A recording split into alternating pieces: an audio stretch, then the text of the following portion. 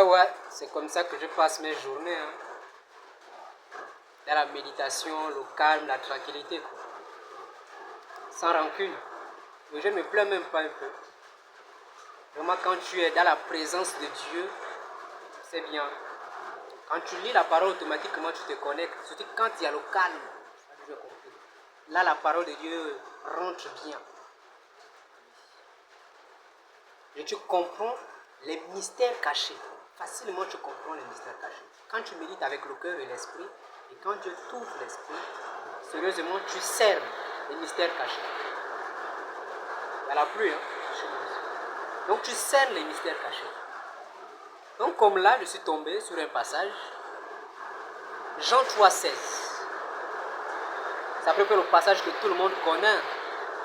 Mais moi, c'est maintenant que je tombe là-dessus avec une petite clairvoyance. Jean 3,16.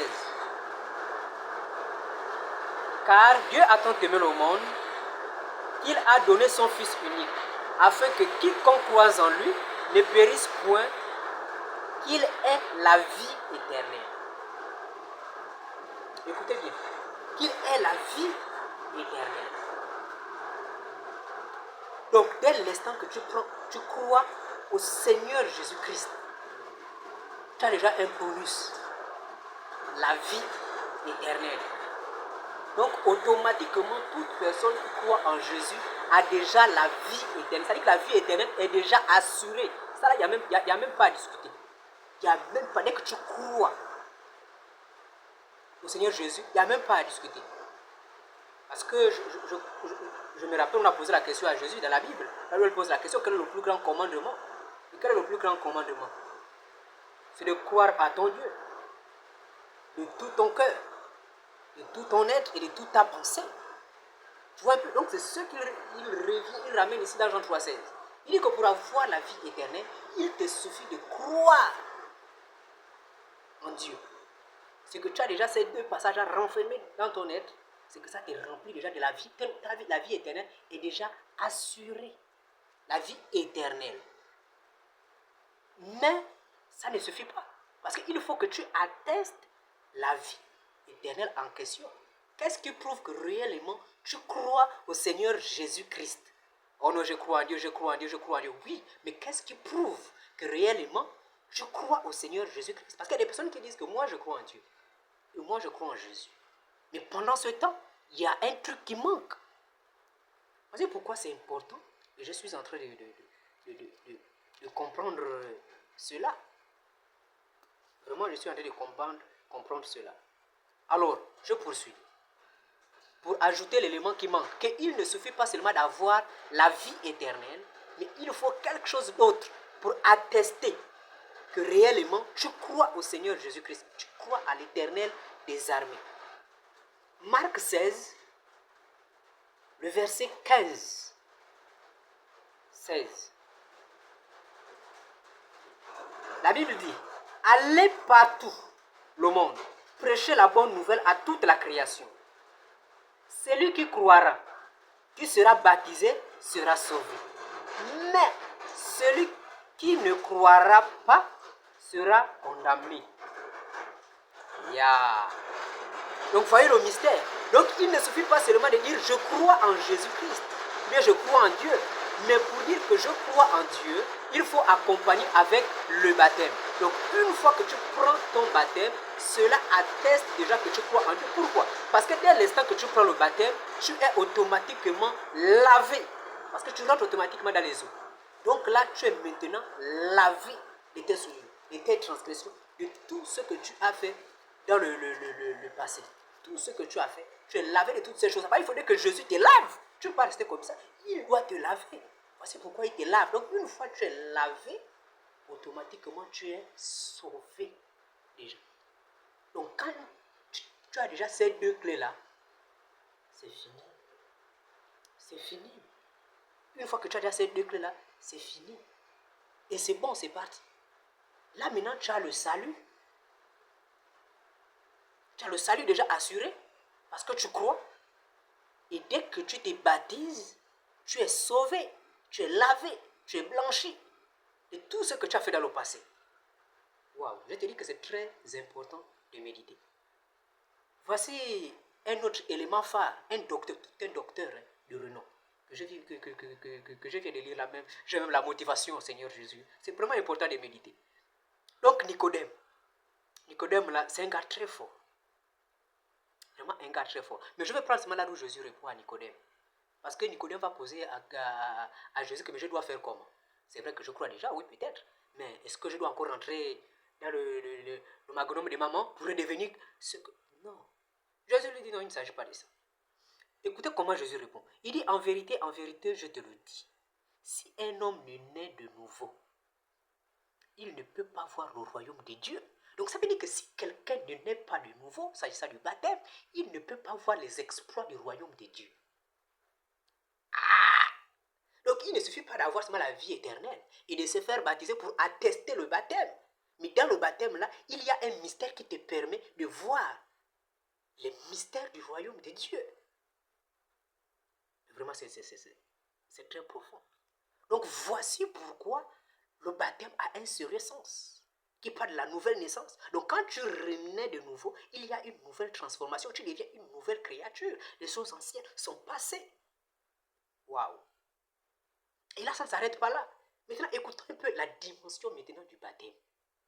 Parce qu'en réalité, dès que tu te fais baptiser, là aussi, il y a encore un mystère à l'intérieur du baptême. Donc, il ne suffit pas d'être seulement plongé dans les eaux. Il ne suffit pas seulement qu'on te trempe et que tu sors de là comme ça. Non!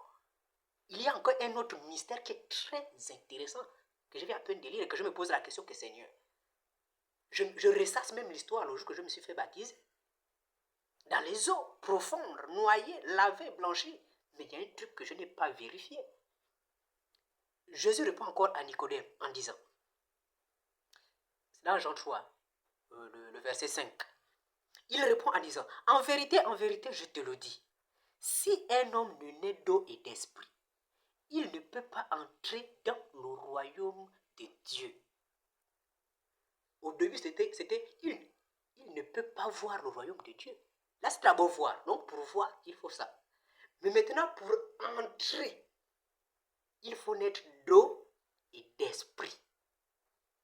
Donc, il ne suffit pas seulement d'être plongé dans les eaux. Non, non, non. Il ne suffit pas seulement ça, qu'on te plonge seulement, tu ressors. Ou bien pour ceux qui sont à l'église catholique, on te verse, qu'on te verse là, après. Non, donc il ne suffit pas seulement de ça. Mais il faut maintenant quoi? Il faut maintenant que l'Esprit de Dieu, qui est le Saint-Esprit, atteste maintenant ton baptême.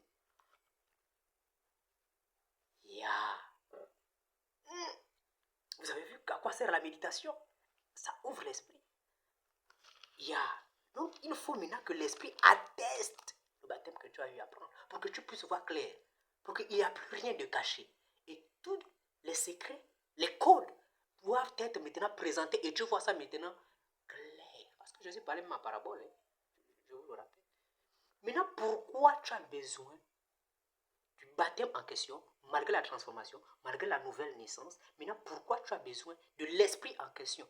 Parce que là, maintenant, tu es devenu une nouvelle créature et tu es appelé dorénavant chrétien. Et un chrétien, quand on voit un chrétien, on s'attend à la diversité des mystères. Waouh! Maintenant, qu'est-ce que l'esprit vient attester au travers du baptême? Regarde ce que l'esprit fait. Prenons Marc 16. Pour dire Marc le chapitre 16, le verset 17. Il dit, voici les miracles qui accompagneront ceux qui auront cru. En mon nom, ils chasseront les démons. Ils parleront de nouvelles langues. Ils saisiront des serpents. S'ils boivent des breuvages mortels, ils ne leur feront point de mal. Ils imposeront les mains aux malades et les malades seront guéris. Vous avez vu? Donc, une fois que tu crois déjà au Seigneur Jésus-Christ, c'est ce qui engendre la foi déjà, parce que tout est basé sur ce dernier. Et une fois que tu as déjà la foi et que tu crois au Seigneur Jésus, là maintenant tu rentres dans une autre dimension. Il faut attester ta foi. C'est là où tu te fais baptiser.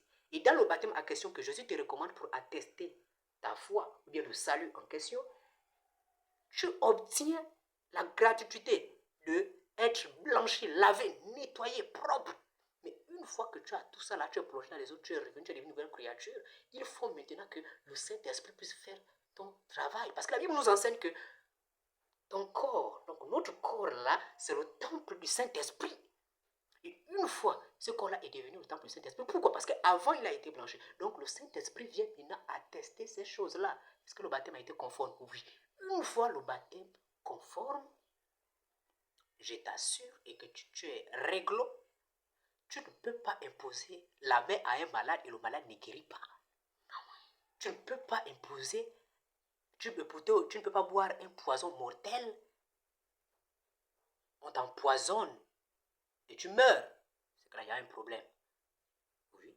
Parce que tu dois, c'est pas moi, c'est les Écritures. Ça veut dire que si on m'empoisonne là et que j'ai kill, mon baptême est à revoir. Le baptême que j'ai pris là, c'est que moi-même, je ne t'ai pas.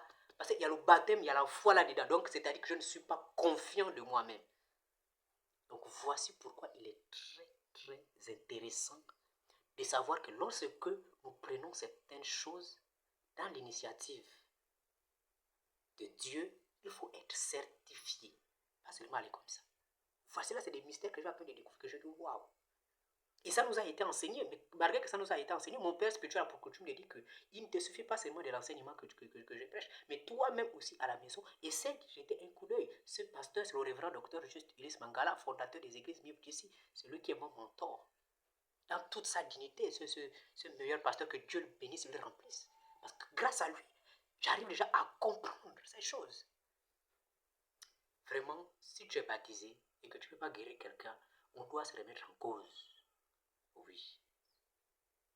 Vraiment que le Seigneur nous ouvre l'esprit là où nous avons échoué, afin que nous revenons à la hauteur. Que Dieu nous bénisse dans la méditation.